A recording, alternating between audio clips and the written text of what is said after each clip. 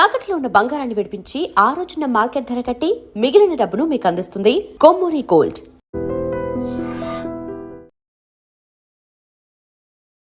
నమస్తే, welcome to I dream. నేను వలి. ప్రస్తుతం నాతో పాటు ఉన్నారు సోషల్ యాక్టివిస్ట్ కృష్ణకుమారి గారు. మేడంతో మాట్లాడతాం. మేడం నమస్తే. నమస్తే. జూబ్లీ హిల్స్, బంజారా హిల్స్ ఇలాంటి ఏరియాల్లో నేపాలీ పని మనుషులు చాలా దుర్మార్గాలు చేస్తూ ఉన్నారు. మనం చూసాం. రిటైర్డ్ ఐఏఎస్ వినయ్ రంజన్ రే ఆయన భార్యని చాలా దుర్మార్గంగా నోట్లో గుడ్డలు వేసి చంపేశారు. డబ్బులు బంగారంతో ఉడాయించారు. ఇప్పుడు పోలీసులు ఈరోజు కూడా ఒక ప్రెస్ నోట్ రిలీజ్ చేశారు.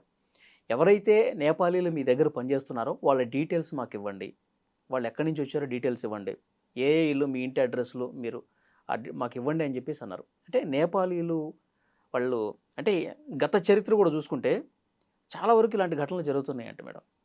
పర్టికులర్గా ఈ కేసు గురించి, ఈ పోలీసుల స్టేట్మెంట్ గురించి ఏం చెప్తారు?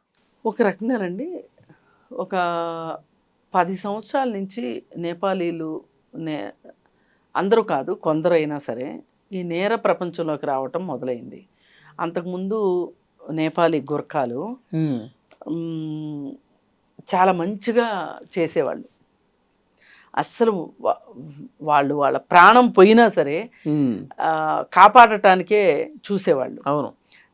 చాలా కాలనీల్లో వాళ్ళు వచ్చేసి వాళ్ళని ఎవరో అసోసియేషన్ల వాళ్ళు కానీ, కాలనీ ప్రెసిడెంట్, సెక్రటరీలు వాళ్ళు కూడా పెద్దగా జీతాలు ఇచ్చే వ్యవహారం కాదు. వాళ్ళే వచ్చి డబ్బులు అడిగేవాళ్ళు. ఎంత ఇచ్చినా తీసుకునేవాళ్ళు, వాళ్ళ కుటుంబాలను పోషించుకునేవాళ్ళు. మరి అలాంటిది ఇప్పుడు వాళ్ళల్లో కూడా బాగా భయంకరమైన నేర ప్రవృత్తి బయలుదేరింది కొంతమందిలో.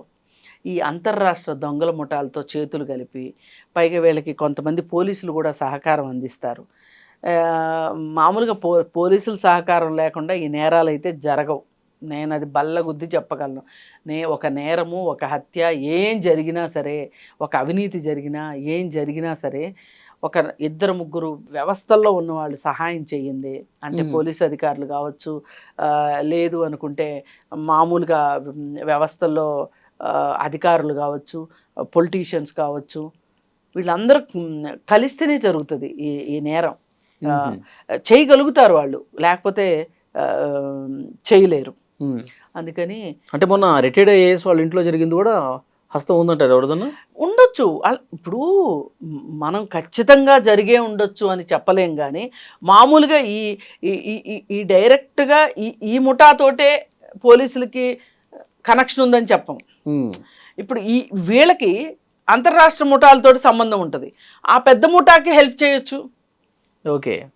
ఇప్పుడు ఏం లేదండి, అసలు సూత్రధారికి ఏమైనా కనెక్షన్ ఉండొచ్చు. ఇప్పుడు ఒకటండి, నేరస్తులు పోలీసుల కన్నా 4 అడుగులు ముందు ఆలోచిస్తున్నారు. ఏంటి, ఇప్పుడు వీళ్ళు ట్రైన్ ఎక్కారని తెలిసింది.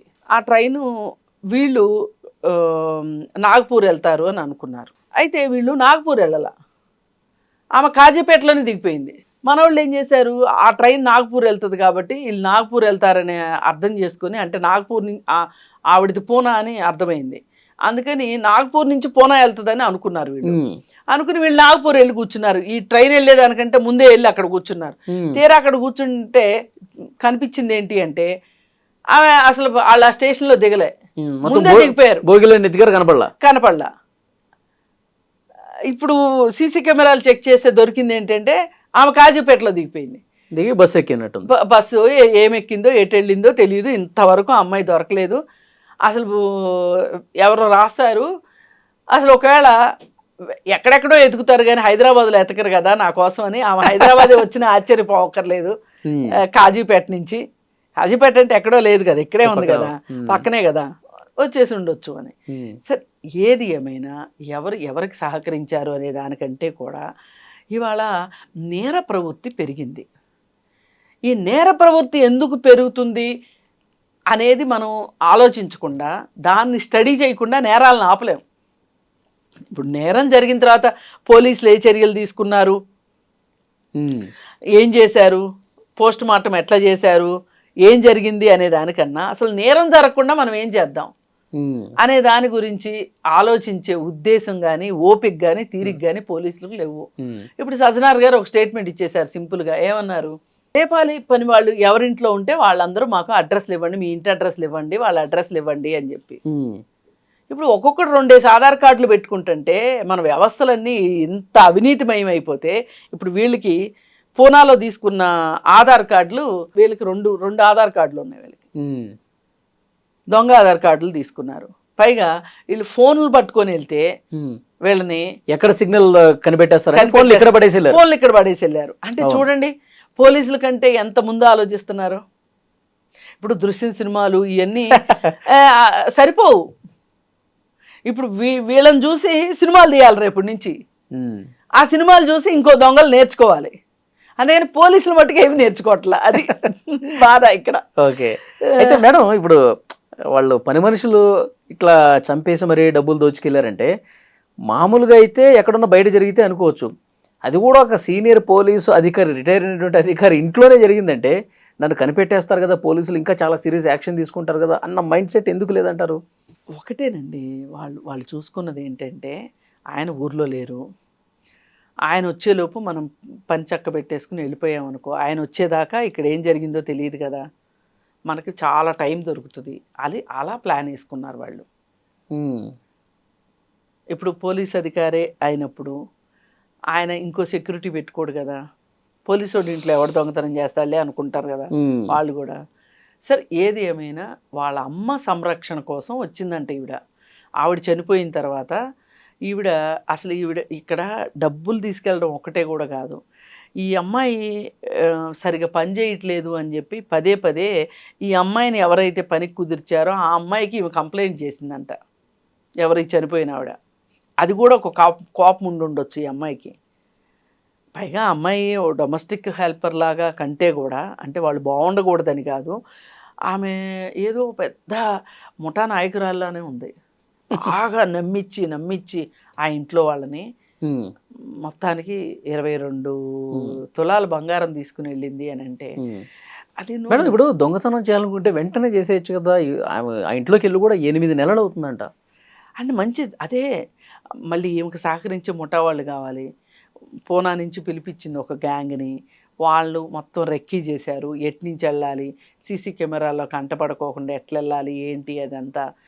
ఎవరి నేర్పరితనం వాళ్ళకు ఉంటుంది కదండి, ఎవరు ముందు జాగ్రత్తలు వాళ్ళకు ఉంటాయి. కానీ మనం ఇంకొక కోణాన్ని మర్చిపోతున్నాం.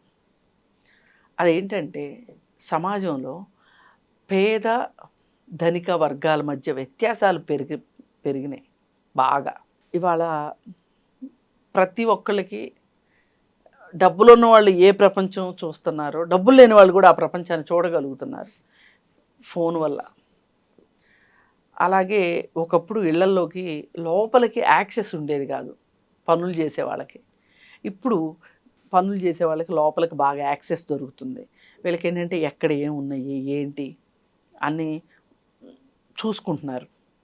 చూసుకుని పైగా ఇంకొకటి కూడా ఏం ఆలోచిస్తున్నారంటే, 2 మనుషులు ఉంటారు ఇల్లు లింగులు ఇటుకమంట, ఈ 2 మనుషులకి ఇంత ఇల్లు ఎందుకు, పిల్లలు చూస్తే అమెరికాలో ఉంటారు, ఈ ఇల్లు చాలినట్టు ఇంకో ఫామ్ హౌస్ ఉంటుంది, అది జాలినట్లు సిటీలో ఏదో పెద్ద భవంతులు ఉంటాయి, వాటికి రెంట్లు వస్తాయి.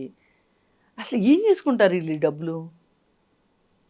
అంటే వీళ్ళ ఆలోచన విధానం ఎలా ఉంటుందంటే, ఈ డబ్బును మనం తీసుకున్నది కూడా తప్పు కాదు, ఎందుకంటే వాళ్ళకి చాలా ఉంది, మనకు లేదు. అంటే వాళ్ళు చేసే పనిని వాళ్ళు సమర్థించుకుంటారు. ఎప్పుడైనా వాళ్ళు చేసే పనికి వాళ్ళు ఎవరైతే బాగా సమర్థించుకోగలరో వాళ్ళే వెధవ పనులు చేస్తారు. నేరాలు ఘోరాలు ఏమైనా వాళ్ళే చేయగలుగుతారు.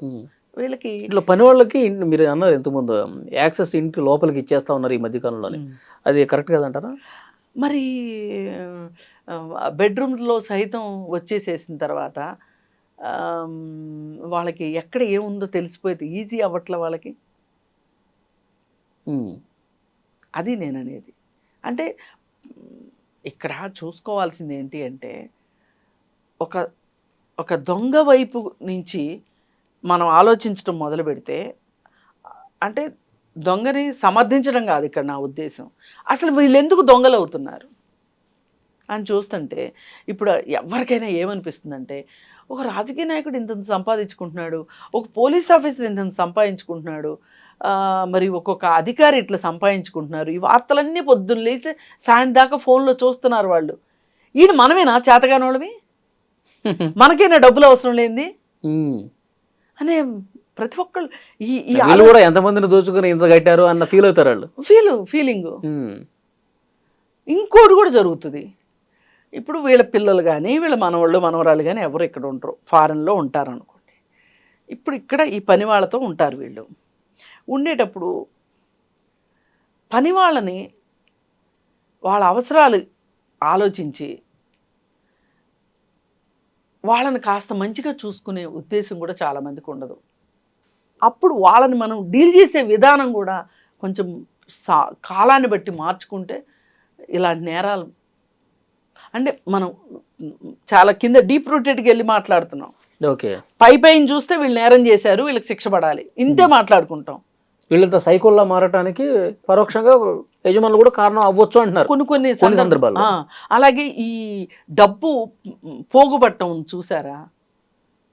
ఇప్పుడు మాకేమో మా పిల్లల్ని చదివించుకుంటానికంటే డబ్బులు లేవు, మేము హాస్పిటల్కి వెళ్ళాలంటే డబ్బులు లేవు, మాకు తినడానికి తిండి లేదు, ఎక్కడి నుంచో వచ్చి ఇక్కడికి వచ్చాము, ఉన్నాము. కంటి ముందు కనిపిస్తూ ఉంటుంది సంపద. అందుకని ఏంటంటే ఈ ధనిక భేద తేడాలు కూడా, పేద ధనిక అంతరాలు తగ్గితే మంచిది, లేకపోతే ఈ నేరాలు ఇంకా పెరుగుతాయి. Thank you very much.